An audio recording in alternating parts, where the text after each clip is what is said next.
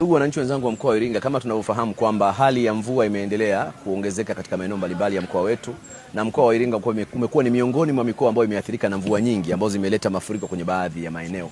Hivyo kwa niaba ya serikali ya ngazi ya mkoa tumeona ipo haja na hoja ya kutoa maelekezo yafuatayo katika maeneo yote ambayo mvua zinaendelea kunyesha.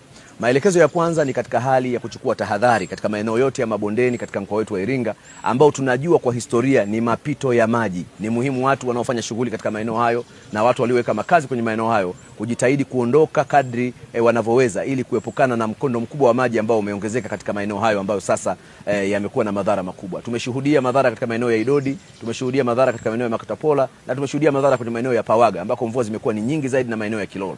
Lakini tunaendelea kuwasisitiza wananchi wanaokaa kwenye maeneo ya mabonde kuondoka kwenye yale maeneo ili kupisha mkondo mkubwa wa maji ambao unaendelea. Lakini jambo la pili, mvua hizi zinazoendelea zimeleta madhara makubwa sana katika baadhi ya barabara ambazo tunazitegemea. Ninachotaka kuhakikishia wananchi ni kwamba kila barabara ambayo inapata madhara itashughulikiwa kwa wakati ili kuondoa mawasiliano baina ya upande mmoja na upande mwingine. Jambo la msingi ambalo tunataka kulisisitiza, viongozi wa ngazi za vijiji, vitongoji na tarafa wahakikishe wanatoa taarifa za kila wanapobaini kwamba kuna changamoto ya mawasiliano ambayo inaweza ikakatika endapo mvua zinakwenda kuathiri eneo moja ama lingine. Na kwa mamlaka ya TANROADS na TARURA wataendelea kuchukua hatua kwa kadri wanavyopata taarifa ili kuhakikisha kwamba pamoja na mvua hizi zinazoendelea, lakini mawasiliano baina ya eneo moja na eneo lingine yanaendelea kwenda vizuri. Jambo la tatu, naendelea kuwasisitiza madereva na watumiaji wa barabara ya Kitonga na Mlima wa Nyang'oro ambako huko tumeweka tahadhari ya mporomoko wa mawe katika baadhi ya maeneo. Kama tunavyofahamu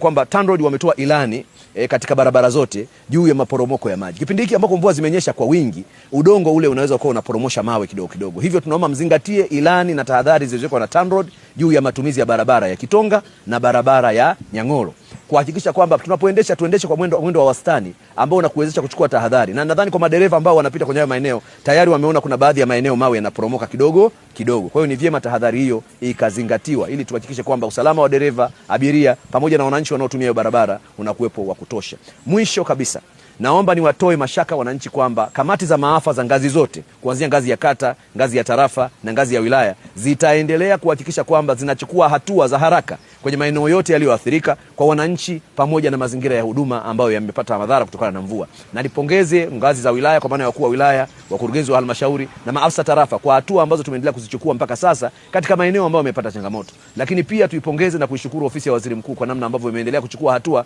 kwenye taarifa ambazo tunazitoa kwenye sehemu ambazo zimepata madhara makubwa kama Pawaga na maeneo mengine yote. Mwisho, naomba nisisitize umuhimu wa kuchukua tahadhari kwa watoto wa shule, watoa huduma na wananchi wengine ambao wamekuwa na utamaduni wa kusafiri mara kwa mara. Kule ambako mvua zitaonekana ni nyingi zilizokithiri, ni muhimu walimu kutumia hekima na wazazi kutumia hekima kutokuwatuma watoto kwenda kwenye maeneo hayo, kwani hatuwezi kujua mkondo wa maji unaweza kuwa na nguvu kiasi gani na unaweza kuleta madhara kwa watoto. Lakini niwasisitize pia, pale ambapo panaonekana mvua ni nyingi, hali ya utoaji wa huduma ni changamoto, wakurugenzi wa halmashauri wapewe taarifa ili waweze kufanya maamuzi juu ya ni namna gani huduma zipatikane kwa wale ambao maeneo yao yamezingirwa na maji ama hayawezi kufikiwa kwa sababu ya maji. Na niwasisitize